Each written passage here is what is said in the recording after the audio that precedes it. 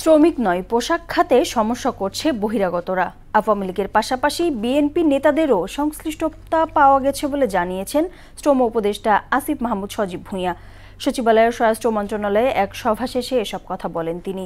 আর পুলিশের আইজি ময়নুল ইসলাম বলেন, অস্থিরতা সৃষ্টিকারীদের কোনো ছাড় দেওয়া হবে না। নাসির উদ্দিনের রিপোর্ট।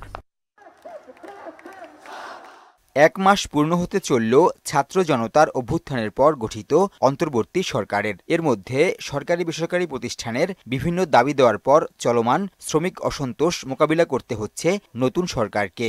এমন নানা বিষয় নিয়ে স্বরাষ্ট্র মন্ত্রণালয়ে কয়েকজন উপদেষ্টার সভা।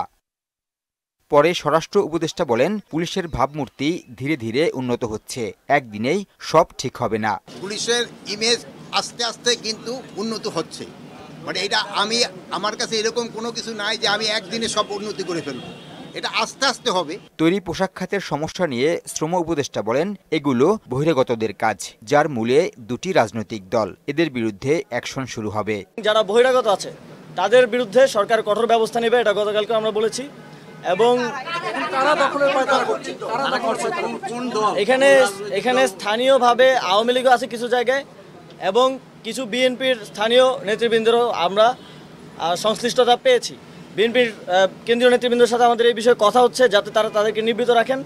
এবং স্থানীয়ভাবে আওয়ামী লীগের অনেকে থাকে না যে স্থানীয় প্রভাবশালী হিসেবে জুট ব্যবসার সাথে জড়িত, এখনও রয়ে গেছে, তাদের বিরুদ্ধে আমরা কঠোর অবস্থানে যাব। স্থানীয় সরকার উপদেষ্টা বলেন, পুলিশের ভাঙা মনোবল ট্যাবলেট খেলে বাড়বে না, এটি নিজেদেরকেই উন্নত করতে হবে। যৌথ অভিযানে যাদের কাছে অবৈধ অস্ত্র মিলবে তাদের বিরুদ্ধেই ব্যবস্থা নেওয়া হবে। বছরের পর বছর অপকর্মের কারণে আজকে পুলিশের যে মনোবল ভেঙে গেছে, এটা তো একটা ট্যাবলেট খাইয়ে দূর হবে না।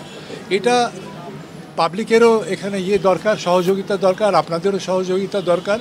আইজিপি বলেন, প্রথম দিনের অভিযানে অবৈধ অস্ত্র পাওয়া গেছে, আশা করা যায় অভিযান শেষ পর্যন্ত ফলপ্রসূ হবে। অনেক অস্ত্র ইতিমধ্যে পাচ্ছি, অনেক জায়গায় অস্ত্র ফেলে যাচ্ছে কেউ, সেই অভিযানে একটা ইম্প্যাক্ট পড়তেছে।